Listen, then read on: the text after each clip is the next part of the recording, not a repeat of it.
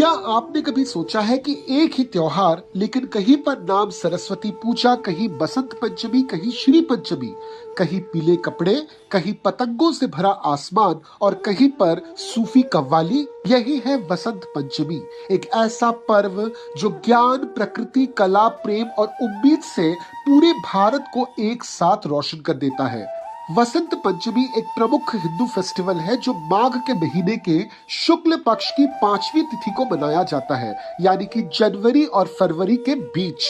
इस दिन का सबसे बड़ा महत्व यह है कि इस दिन स्प्रिंग सीजन यानी कि वसंत ऋतु की शुरुआत होती है और देवी सरस्वती की पूजा होती है। और यही कारण है कि इस दिन हम किताबों को, लिखने वाले हर एक औजार को और म्यूजिकल इंस्ट्रूमेंट्स को पूजा में रखते हैं।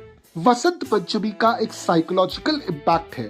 सर्दी के बाद जब वसंत ऋतु आती है तो इंसान के मन में नई ऊर्जा पैदा होती है। कहा जाता है कि इस दिन के पूजा के बाद दिमाग रीसेट हो जाता है। लोग इस दिन से नई पढ़ाई शुरू करते हैं, क्रिएटिव वर्क की शुरुआत होती है और बच्चों का विद्या आरंभ भी होता है। वसंत पंचमी का एक एनवायरमेंटल कनेक्शन भी है। सरसों की खेतों में पीले फूल, हल्की धूप और नई फसल की तैयारी होती है और यही कारण है कि इस दिन को येलो कलर यानी कि पीले रंग से जोड़ा जाता है। अगर हम वसंत पंचमी के इतिहास की बात करें तो सबसे पहले हमको देखना पड़ेगा वसंत पंचमी का एंशिएंट रूट। देवी भागवत पुराण जैसे ग्रंथों में सरस्वती पूजा का उल्लेख मिलता है।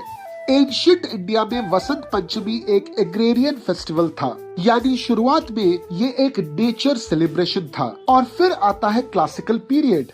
धीरे धीरे इसमें जोड़ा जाता है माता सरस्वती की पूजा, शिक्षा की शुरुआत, कला और संगीत का सम्मान। इसके बाद के दौर में यानी कि मीडिएवल सिंक्रेटिज्म में एक बहुत ही खास बात जुड़ती है।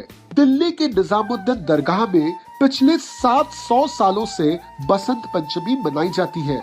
इस परंपरा को शुरू किया था आमिर खुसरो ने और इस सेलिब्रेशन में पीले कपड़े पहने जाते हैं, कव्वाली गाई जाती है और ये फेस्टिवल भारत के सांस्कृतिक एकता का एक बहुत बड़ा प्रतिबिंब बनता है।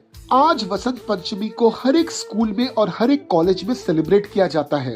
कल्चरल प्रोग्राम्स होते हैं और यूथ इसमें बढ़ चढ़कर भाग लेते हैं। यानी आज वसंत पंचमी बन चुका है एजुकेशन, कल्चर और कम्युनिटी फेस्टिवल।